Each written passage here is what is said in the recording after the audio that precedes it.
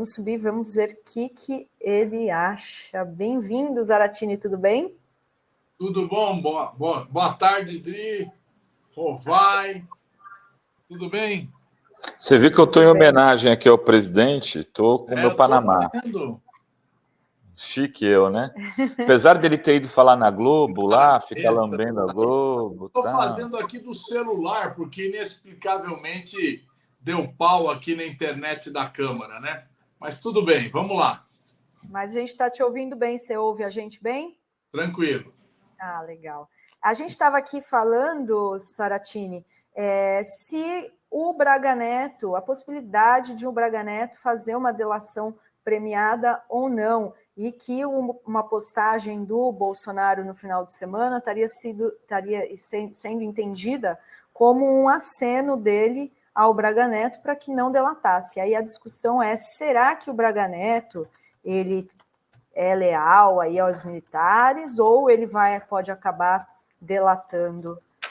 Que é a sua opinião, Zaratini? Olha, a primeira coisa é saber se ele é leal ao Bolsonaro, né?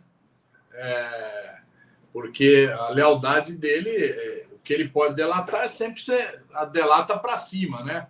Todo mundo delata para cima ou para os lados, né? Para baixo não tem sentido. Então o camarada tem que colocar ou outros fardados que estavam participando dessa trama golpista, ou os financiadores, né? Que é importante também, né? Ou realmente chegar e falar, não, tudo isso aqui participou também o Bolsonaro, né? Então eles vamos ver como é que vai desenrolar isso daí. Realmente não dá para a gente ter uma certeza ainda do que vai acontecer, né? Mas eu acho que a chapa está quente pro lado deles, muito quente. Zaratini, como é que estão as conversas aí, as articulações políticas do pacote do corte de gastos do Haddad? Tem novidades? Porque diziam que tinham que aprovar ainda esse ano. Isso ainda é possível? Não, é possível sim, né? Vai ter um esforço muito grande para votar os 3 projetos que já chegaram aqui, que é o projeto, uma PEC, né? Um projeto de lei complementar e um projeto de lei, tentar votar até a sexta-feira agora, né? Tem um projeto que trata do salário mínimo, ele precisa ser aprovado antes da lei do orçamento, porque não é possível aprovar o orçamento sem você dizer quanto é o salário mínimo, porque ele impacta em todos os valores, né? Ele impacta no BPC, impacta na Previdência. Então, esse valor é fundamental ter decidido antes, né, de votar o orçamento. Então, provavelmente a votação deve começar hoje pela reforma tributária, que voltou do Senado, depois deve votar esses 3 projetos e aí, no final, votar o orçamento, a LDO e o orçamento. Sinara Idri. Zaratini, tudo bom? Bom dia. Tudo bem.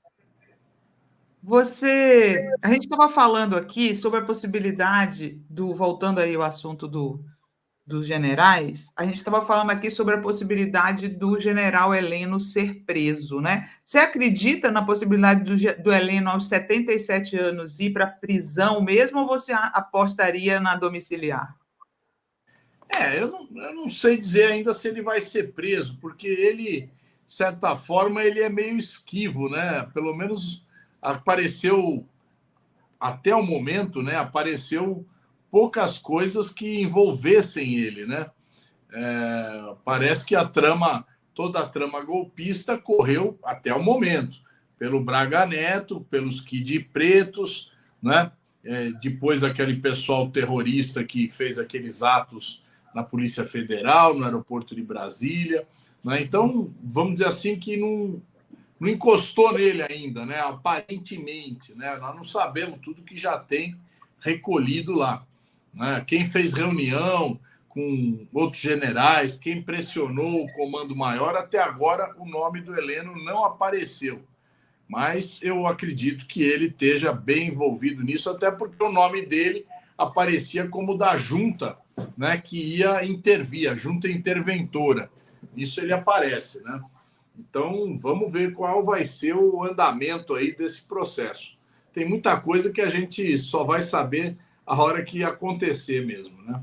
Você acha que esse tipo de gente como o general Braga Neto, que é um cara super ideológico, ele é capaz de delatar? Olha, eu acho que sim, viu? Eu não apostaria assim de cara que ele vai delatar, mas eu acho possível sim, porque também esse pessoal tem muito de covarde, né? Então, pode ser que não queira segurar a bronca, né? Então, fica lá e acaba fazendo um acordo de delação premiada. Uhum. Boa. E Zaratini, como você recebeu a notícia no sábado? Porque é a primeira vez que um general 4 estrelas, um oficial da alta cúpula aí, é preso no Brasil, né? Então, isso é uma coisa muito boa, né? Muito alvissareira, como diz o povo, porque realmente é um fato inédito, né? A gente tem um golpista preso, nós tivemos o fim da ditadura militar, a lei de anistia, e ninguém foi incomodado. Imagina você, 20 anos de ditadura militar, tortura, assassinato, censura à imprensa, né? Então, acabou aquilo, todo mundo ficou na boa, né? Não tivemos mais nenhum fato novo, né? Nenhuma prisão, nada que acontecesse. E agora a gente está vendo que esses novos golpistas aí estão ameaçados de ir para a cadeia. Então, realmente, a gente acaba reconhecendo que houve um avanço no Brasil, né? Hoje a gente tem um Supremo Tribunal Federal que tem mais coragem de enfrentar o golpismo. Lógico que a democracia está mais forte, né? Houve uma consciência democrática maior e a gente está podendo ter esse avanço. E eu espero que tenha outro avanço agora, que seja finalmente, não só o governo, como até os próprios militares, concordem de alterar o artigo 142.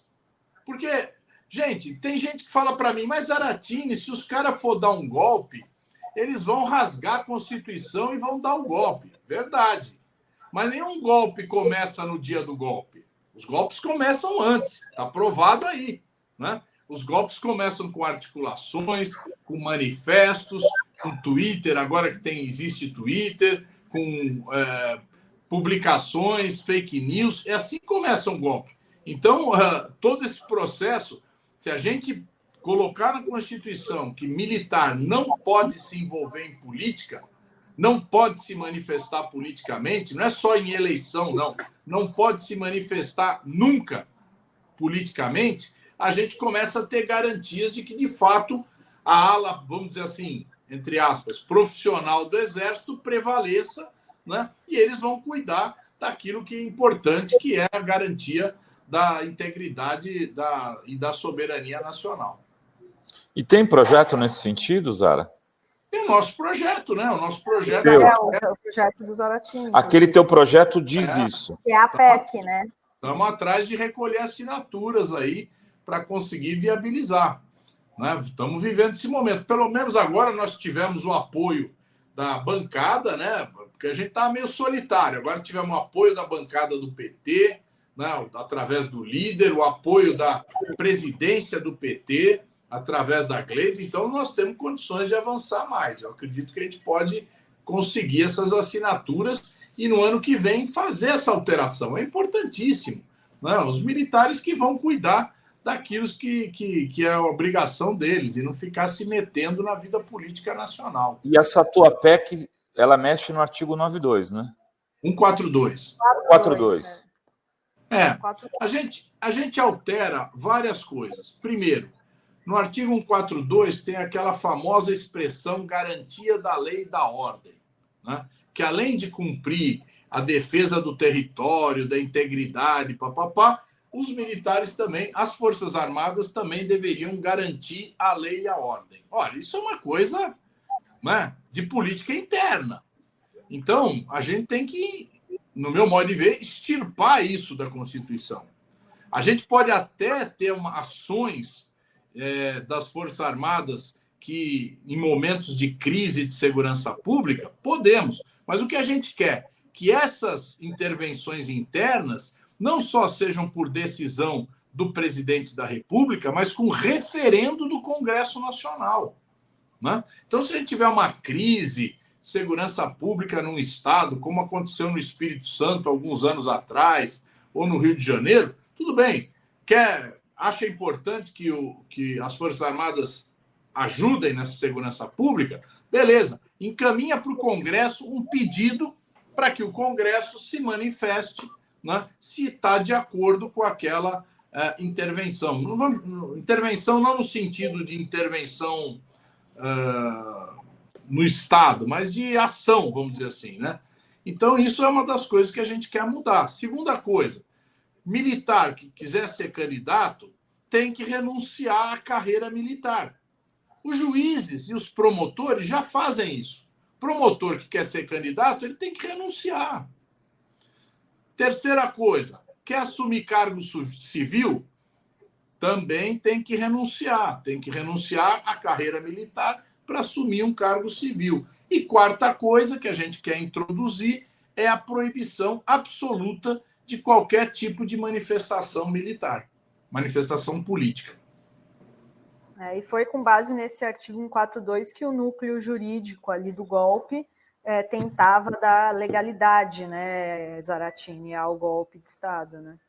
Aí tem uma interpretação bizarra de que o artigo 142 legitima o poder moderador das Forças Armadas. Isso é um devaneio, mas não é nem isso a nossa preocupação.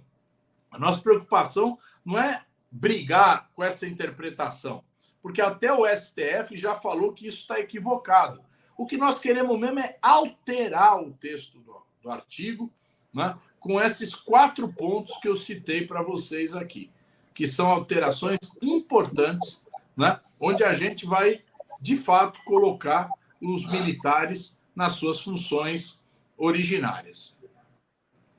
Muito bem. Então, isso não vai ser apontado como censura, falta de liberdade, porque, afinal, todos esses anos, Zaratini, já temos bastante gente envolvida na política entre os militares. Temos um senador, o Mourão, né? Temos... Nossa, lá na Câmara está cheio de gente que vai até de farda para as sessões.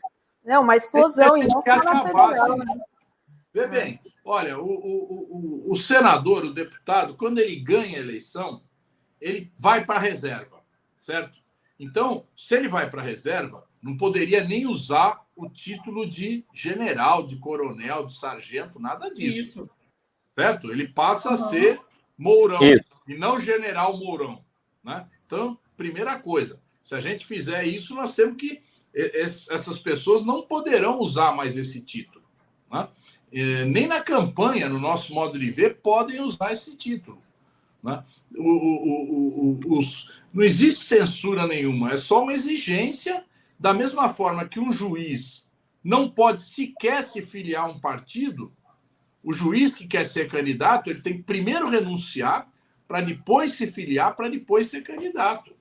Então, isso é censura? Não, isso é preservação do Estado e das carreiras de Estado.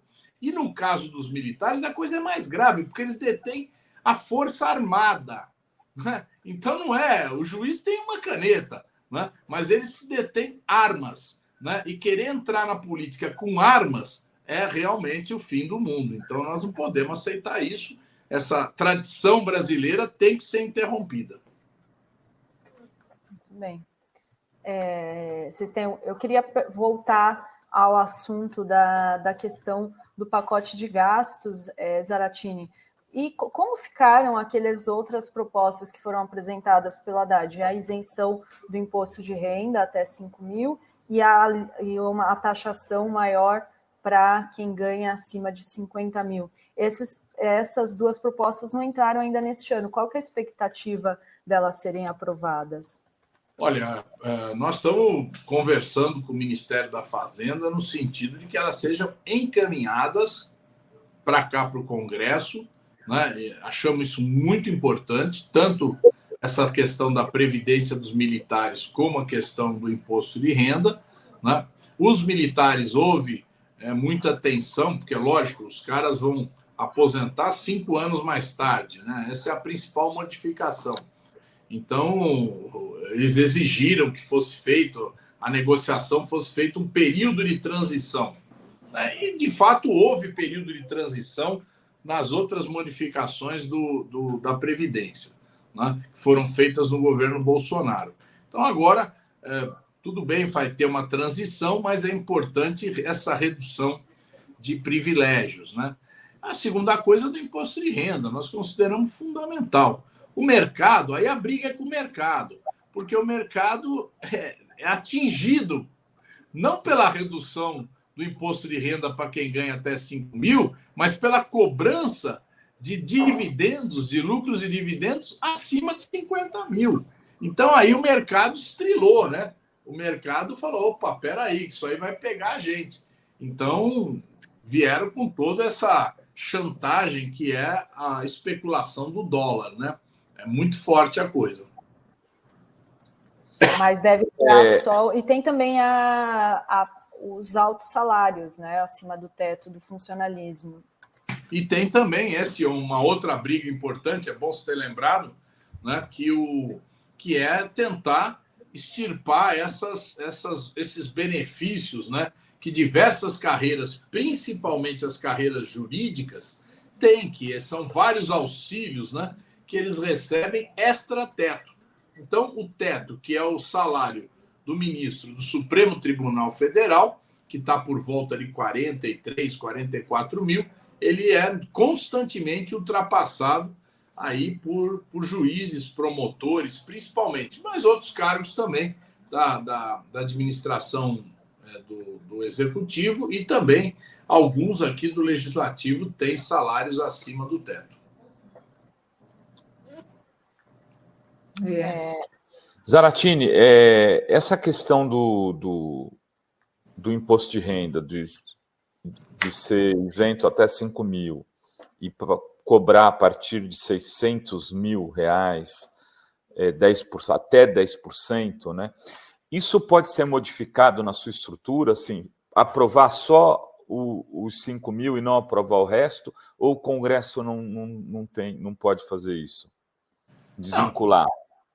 Poder pode, né, Rovai? Poderia, eventualmente, o Congresso falar, não, nós aprovamos a isenção, mas não vamos aprovar a cobrança dos bilionários. Mas isso seria uma irresponsabilidade absoluta, porque você isentaria, né, deixaria de receber bilhões de reais e não teria essa reposição. Então, esse projeto ele funciona na medida em que você compensa a isenção com a cobrança daqueles que têm muito, né? Pode acontecer um absurdo desse? Pode, mas eu acho que o Congresso não faria isso nesse momento. Zaratini, já que a gente falou aqui sobre a entrevista do Lula no Fantástico, queria saber sua opinião. O que você achou da edição que foi feita, edição malandra que foi feita? Pois é, ali você vê, fizeram aquela, vamos dizer, um comentário da redação ali, né? Sobre aquela fala do Lula de que ele não teve, né, o direito de defesa, né? Não teve o devido processo legal. Mas, vê bem, é tão contraditória a coisa que a Globo fez que ela mesma admite que houve, né, uma prisão em segunda instância que depois foi decidido modificar. Ela não explicou tudo, porque a prisão em segunda instância não existia. Passou a existir naquele momento. Depois foi revogada, né? O fato é que serviu para prender o Lula. Então, houve um processo de exceção em relação ao Lula. Processo de exceção que, por exemplo, ele teve juiz lá na segunda instância que sequer leu o processo. Os votos eram feitos todos iguais, né? Depois a decisão dos recursos era tomada imediatamente, não havia... Os camaradas nem liam o processo. Então não houve essa história de que o Moro, não, ele foi julgado por 9 juízes. Tá tudo uma coisa muito mancomunada, né? Naquele período onde havia uma relação clara entre a 13ª Vara de Curitiba, né, o Ministério Público Local, o TRF3, né? E até vamos dizer assim, uma afinidade com o Fachin, que era o juiz prevento no Supremo Tribunal Federal. Então, isso tudo levou a um processo rápido de julgamento do Lula, né, com a prisão. Então, ali houve o sentido de fazer a prisão do presidente da República, né? Você vê o Collor, que já foi presidente há décadas atrás, foi condenado agora, em última instância, não tem recurso, ele não foi preso. Não foi preso ainda, né? Então, é lógico que ali existia um interesse político, né, decisivo de parar o carro de todas as políticas que a gente vinha fazendo, né, de interromper um ciclo do PT no governo federal. É isso aí. Tem umas perguntas aqui do chat. O Ronaldo Brito está perguntando sobre a Avibras. O que aconteceu? Dizendo que o senhor não se engajou para a Avibras.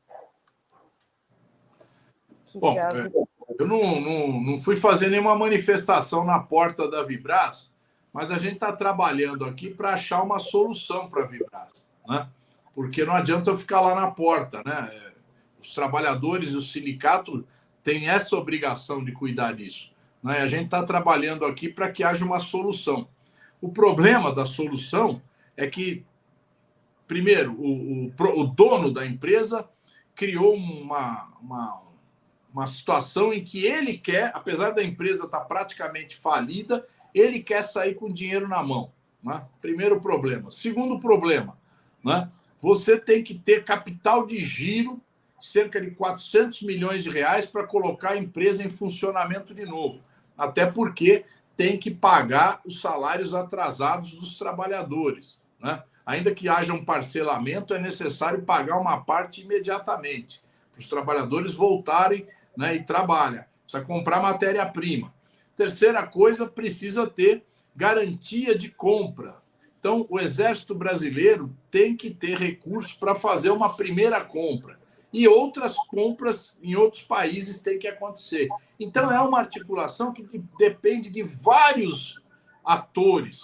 Depende do BNDES, depende do capitalista que for colocar dinheiro lá. Enfim, é um conjunto de situações para resolver o caso da Avibras. Entendi. E, Zaratini, eu queria também fazer uma pergunta sobre os juros, né? Porque na semana passada a gente foi surpreendida com mais... Na verdade, todo mundo já esperava, né? Mais uma alta de juros. Ontem, inclusive, o presidente Lula criticou, né, essa alta.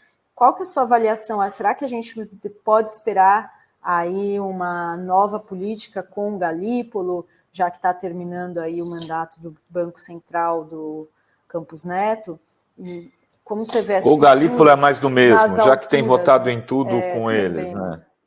Não, veja bem, nós temos uma situação muito sensível, né? Esses setores, o mercado financeiro, ele tem feito uma verdadeira política de boicote ao governo. Isso ficou claro o dia que o Lula foi internado, onde o dólar baixou e a bolsa subiu, né?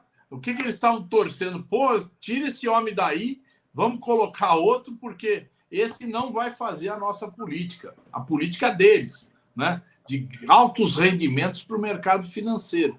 Então, o Lula tem denunciado constantemente essa ação absurda do mercado financeiro de boicotar a economia nacional. O que eles estão fazendo é criminoso. E o Banco Central é instrumento deles. Olha, o Galípolo vai entrar lá e o Galípolo vai ter que administrar esse mercado. Então, ele vai ter que... E não tem outro jeito, sair dando porrada não é. O jeito tem que fazer uma administração. E eu acho que o Galípolo vai fazer essa administração muito em consonância com o Haddad, porque o Haddad também quer que baixe juros. Então, enquanto está lá o Bob Fields, né, o Bob Fields vai administrando do jeito dele, que é o jeito do mercado. A hora que tiver o Galípolo no comando, tenho certeza que vai se dar já uma outra situação e vai ter uma ação mais efetiva do Banco Central para que tenha essa redução da taxa de juros. Nós precisamos evitar essa especulação toda, né? Porque isso está prejudicando a economia realmente, principalmente a elevação do dólar, né? E isso agora é um problema, porque, inclusive, incide no custo de vida, né? Isso bate no custo de vida, aumenta os combustíveis, aumenta vários produtos importados, que são não produto de consumo, mas produtos importados que são importantes para a gente ter produção nacional, porque a economia ela é interligada. E quando que uma das questões que a esquerda, o campo progressista, está preocupada, Zaratini, e que aconteceu nos Estados Unidos também, é a questão dos preços dos alimentos, né? Não tem como o governo baixar os preços dos alimentos, garantir os preços dos alimentos mais baixos para a população? Olha, nós assumimos o governo há 2 anos, nós não tínhamos nem o MDA. O MDA, que é o Ministério do Desenvolvimento Agrário, que é o ministério que cuida da agricultura familiar, e a agricultura familiar é a principal responsável pela produção de alimentos no país, né? Lógico que as carnes, né, os frigoríficos são praticamente oligopolizados, né? Mas a produção de alimentos ela é muito descentralizada. Nós não tínhamos MDA, nós tivemos que recriar o MDA, nós tivemos que repor as políticas de financiamento, né, de compra de alimentos do Programa de Aquisição de Alimentos, o PAA. Nós estamos reorganizando. Então, o governo não tem ainda, agora que começa a ter, instrumentos de aumentar a produção de alimentos. Porque o único jeito de baixar é a gente aumentar a produção, a gente colocar mais produto no mercado e, com isso, os preços caírem. Nós enfrentamos problemas ambientais, problemas de excesso de chuvas no Rio Grande do Sul, problema de seca, uma dificuldade climática muito grande, mas não vamos colocar a culpa em São Pedro, mas o fato é que a gente precisa ter produção maior de alimentos. Para isso, precisa o crédito agrícola chegar no pequeno agricultor, ele ter mais maquinário, ele aumentar a produtividade dele, ter uma melhor distribuição, que não precise passar pelos, vamos dizer assim, as empresas que controlam esses alimentos, né? Então, é um processo que, vamos dizer, para a gente ter um resultado satisfatório, demora um certo tempo. Mas o governo tem feito isso, o governo tem trabalhado em torno disso. Mas é a preocupação principal, a gente garantir preços mais baratos para a população. Porque vamos combinar aqui, né? Se o Lula não se a popularidade do Lula não se alterou muito desde o começo do governo, tem tudo a ver com o preço dos alimentos, né, Zara? Eu acho que esse é o principal motivo. Eu acho que passa por aí, mas passa por um problema também da gente ter um grau de comunicação com a população que mostre aquilo que o governo está fazendo.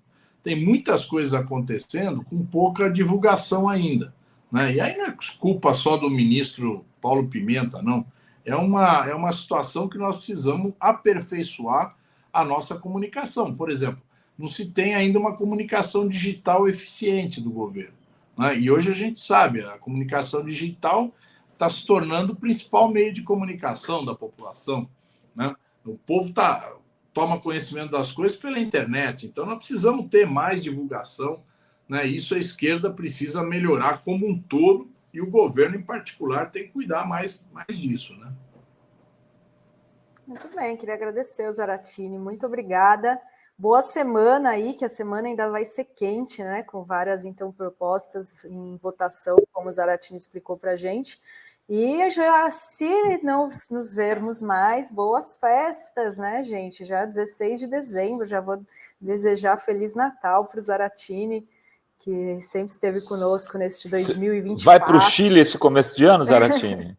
Não vou não, rapaz, não vou não. Esse ano aqui eu queria muito voltar lá, viu? Vamos organizar uma nova viagem aí futuramente. Eu vou para Fortaleza. Fortaleza, nos aguarde, Fortaleza. Tá, joia. Ô, Zaratini, você está entrando aí na briga pela sucessão no PT? Sucessão do quê? Do partido? Da Gleisi. Não, eu não sou candidato, não. O Zaratini está fora dessa. Mas tenho minhas opiniões, viu? No próximo programa a gente faz um debate. Não, fala agora. Agora queremos saber quem que o Zaratini vai apoiar. Eu acho que a gente tem que ter, na presidência do PT, alguém que se preocupe com a reorganização do partido. Né? Quando você pega esses números do resultado das eleições, vamos pegar o estado de São Paulo, são 645 municípios. O PT disputou em 140 cidades, a prefeitura. E eu não me lembro quantas vice-prefeituras, mas ganhamos 4. Né? Agora, quantas eram as prefeituras onde o PT realmente se organizou? Porque dessas 140, tinha cidade onde eu tinha o candidato a prefeito e praticamente não tinha candidato a vereador. Então, o processo, a base do PT está muito pouco organizada, inclusive para disputa eleitoral. Né? Porque hoje em dia, como é que você mede o tamanho de um partido? Pelo resultado eleitoral. Né? O resultado eleitoral é o que dá o potencial daquele partido disputar o poder. E nós estamos muito fracos nos municípios. Então, nós temos uma bancada boa de deputados federais, a segunda maior bancada, temos governadores, temos o presidente, mas a base nossa, ela precisa ser reorganizada. Então, nós precisamos incentivar muito as candidaturas jovens, né, trazer jovens para o partido, para disputar eleições, trazer mulheres. Né? Nós temos nós elegemos muitas mulheres aí nessa última eleição, né? Foi um avanço grande, tivemos muita juventude eleita também. Isso tem que servir de exemplo para a gente dinamizar nos municípios. Então, nós precisamos investir mais nisso, precisamos ter uma entrada maior aí também nas universidades, nas escolas. Né? Nós precisamos que o movimento sindical também forneça mais candidaturas jovens para o partido. Enfim, é um trabalho que quem for o presidente, a direção nacional, tem que se dedicar full time, né, para que a gente saia dessa situação que a gente está hoje. A primeira tarefa vai ser a reeleição do Lula, né, e aumentar a bancada. Essa é a primeira tarefa que o presidente aí que assumiu, ou a presidente, eles tenham pela frente. Mas, ao mesmo tempo que a gente reorganiza para a eleição próxima, tem que já pensar na outra, porque nós temos que, na outra, ter uma disputa maior. Nós vamos precisar fazer uma discussão muito ampla sobre a questão da federação. Né? A federação, hoje nós temos com o PCdoB e o PV, mas o PSOL é muito importante, no meu modo de ver, que o PSOL venha para a federação também, né? Porque, inclusive, o PSOL tem, né, aparentemente, dificuldades de vencer a cláusula de barreira, né?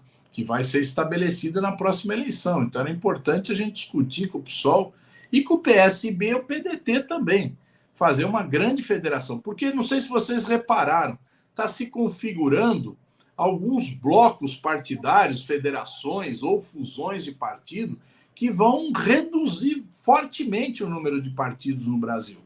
Né? Então, a esquerda não pode ficar fracionada em meia dúzia de partidos enquanto o centrão vai se juntando. Existe uma discussão hoje, que é União Brasil, Republicanos e PP, para formar um novo partido. Tem uma discussão do PSDB com o Podemos. Né? Então, todas essas movimentações, a esquerda vai ficar falando, não, nós vamos continuar cada um. Não, existe a federação que permite que o PSOL continue tendo sua direção, seu debate interno, o PT o seu, o PSD o PSB o seu, e assim a gente possa manter a identidade partidária, mas com uma força eleitoral multiplicada.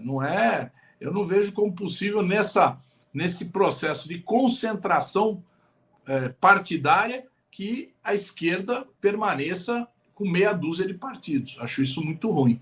E quem é o nome que pode reorganizar o partido? Olha, nós temos vários, né? O nome que está mais falado é o nome do Edinho, né? O Edinho, que foi prefeito de Araraquara. Ele é uma pessoa que já dirigiu o PT em São Paulo, né? E teve um resultado muito positivo quando ele era presidente. Foi o momento em que nós tivemos o maior número de prefeitos, vereadores, né? Lógico que não foi só por causa dele, era um momento muito mais favorável, mas ele exerceu uma política dentro da direção que era muito democrática, que ouvia todas as correntes, que deixava ampla participação. E hoje nós precisamos que a política de tendências que existe dentro do PT hoje, ela deixe de funcionar de uma forma como vem funcionando, onde uma tendência reúne, decide o que quer fazer, vai para a reunião e não aceita debater com ninguém. Então isso precisa mudar também, né? Porque senão não se ouve as críticas, não se discute, né? Não se tem um processo de síntese política. Muito bem, Zaratini, muito obrigado, meu amigo. Boas festas. Bom Natal para vocês, bom Ano Novo. Que o nosso Santos em 2025 venha forte e firme. É isso aí, velho. Vamos lá. Valeu, Zaratini. Boas festas, feliz Ano Novo, tudo de bom. Obrigada.